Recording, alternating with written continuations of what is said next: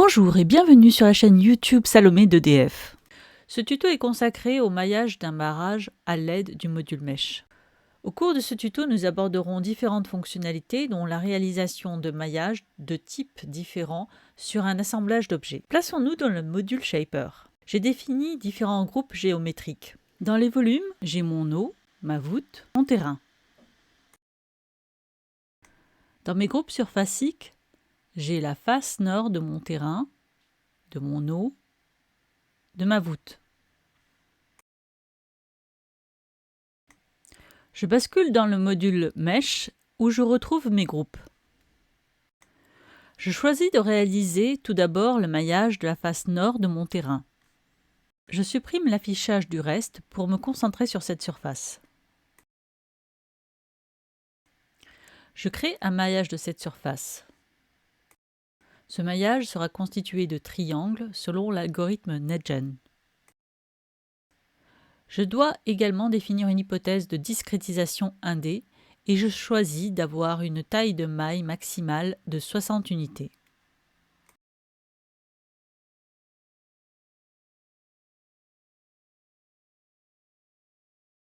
Je génère mon maillage. Celui-ci est constitué de 446 mailles. Je change mon fond d'écran pour mieux visualiser mes maillages.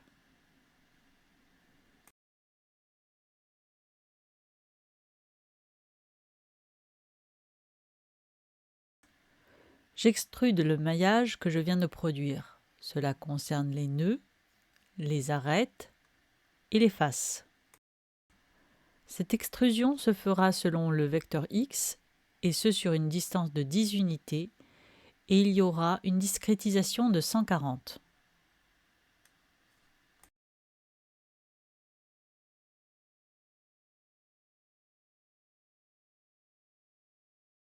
Le maillage de ma voûte sera constitué d'hexaèdres. J'utilise un algorithme mapping pour les éléments 2D et pour le 1D, l'algorithme qui porte sur la discrétisation des arêtes.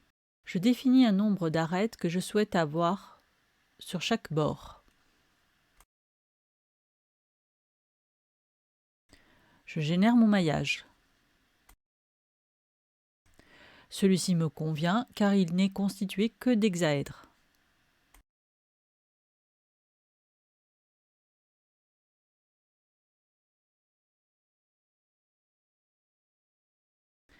Pour le volume d'eau, j'utilise l'algorithme NetJet 1D, 2D, 3D.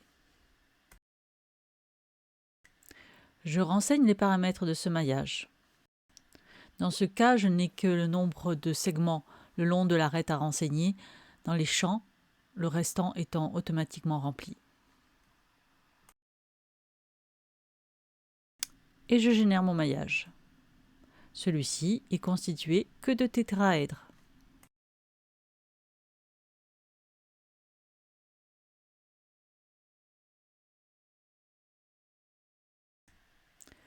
Je visualise mes 3 maillages qui ont été construits indépendamment.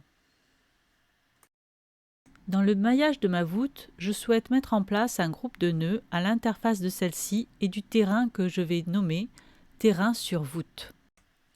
Je mets en place un filtre qui me récupérera les nœuds de ma voûte qui reposent sur le terrain.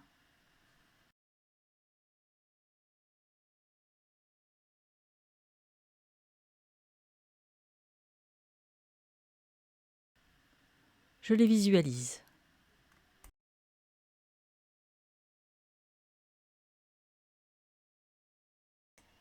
Je fais de même pour le maillage du terrain. Je crée un groupe de nœuds à l'interface de celui-ci et de la voûte, que je vais nommer voûte sur terrain. Je mets en place un filtre qui me récupérera les nœuds de mon terrain qui reposent sur la voûte.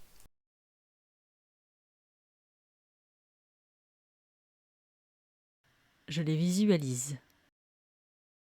À noter que le maillage de mon terrain résulte d'une extrusion. Celui-ci ne prendra donc pas en compte le maillage de la voûte, mais c'est voulu. Je crée donc un assemblage de mes 3 maillages en demandant à ce que les groupes créés soient gardés, mais qu'il n'y ait pas de destruction de nœuds doublons.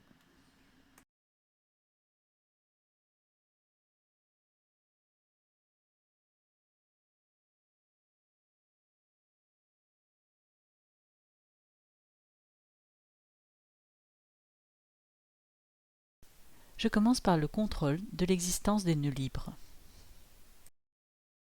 Je vais devoir changer mon arrière-plan pour visualiser les résultats. Mon maillage ne contient donc aucun nœud libre. Je vérifie que je n'ai pas d'arête double.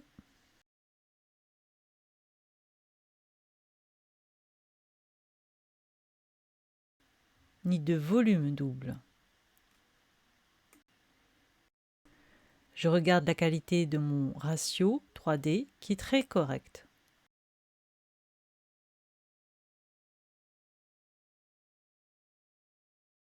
Et pour finir, j'exporte mon maillage vers un fichier au format MED.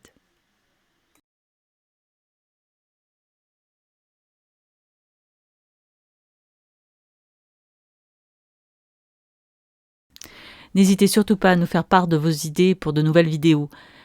À bientôt sur notre chaîne YouTube Salomé. Merci.